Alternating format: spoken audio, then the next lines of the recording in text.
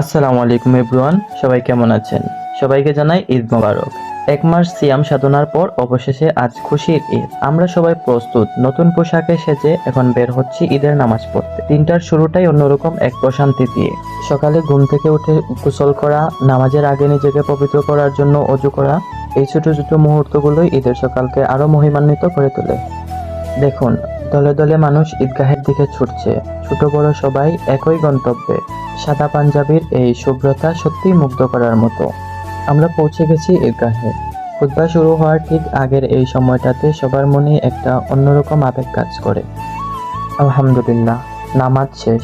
এখন চলছে একে অপরের সাথে কুশল বিনিময় আর কোলাকুলি। ধনী দরিদ্রের মাঝে কোনো ভেদাভেদ নাই। এটাই হচ্ছে ঈদের আসল শিক্ষা, সবাই মিলেমিশে এক হওয়া। আনন্দের এই দিনে আমাদের প্রিয়জনদের ভুলে গেলে চলবে না, যারা আজ আমাদের মাঝে নেই। আমরা কয়েকবার জিয়ারত করলাম, তাদের আত্মার মাগফিরাত কামনা করে দোয়া করলাম। নামাজ আর জিয়ারত শেষে এখন বাসায় ফিরছি। এরপর শুরু হবে খাওয়া দাওয়া আর আড্ডা। আপনাদের ঈদ কেমন কাটছে কমেন্টে জানাবেন। সবাই ভালো থাকুন, সুস্থ থাকুন। ঈদ মোবারক।